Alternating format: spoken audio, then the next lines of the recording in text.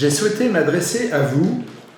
Cela faisait de nombreux mois que je n'avais pas fait cet exercice, parce qu'il y a dans la vie d'une commune des moments historiques.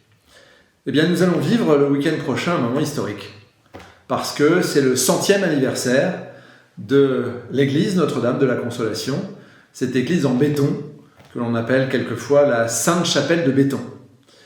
100 ans, eh bien, c'est un bel âge, mais c'est surtout pour ceux qui croient, eh bien, un événement particulier, mais c'est aussi pour l'ensemble des autres Vincéens qui eh bien, admirent cet édifice incroyable qui est visité par les architectes du monde entier, par beaucoup de touristes, on ne le sait pas suffisamment, et qui fait que celui qui a réalisé cela, je pense à Auguste Perret, est un homme qui est mort déjà depuis de nombreuses décennies, qui a marqué l'ensemble de notre territoire national.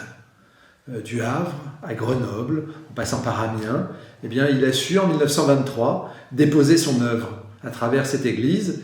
Et aujourd'hui, c'est vrai que, eh bien, on peut retrouver à la fois chez lui, dans son appartement parisien, dans son immeuble parisien, eh bien, cette structure si particulière, avec ses colonnades intérieures, et puis l'ensemble des éléments que vous connaissez bien maintenant. Et donc, je vous propose, lorsque vous le pouvez, et en dehors des offices, eh bien, de visiter, et peut-être de vous recueillir à la mémoire de celui qui a marqué, avec un ensemble d'ouvriers de grande qualité, et qui fait qu'aujourd'hui, 100 ans après, eh bien, le béton, alors que c'est une œuvre moderne, eh bien, montre qu'il peut rester dans l'histoire. Et c'est aussi cela qui fait que le Raincy est connu à travers de nombreux endroits. J'étais encore il y a quelques semaines avec Édouard Philippe, au Havre.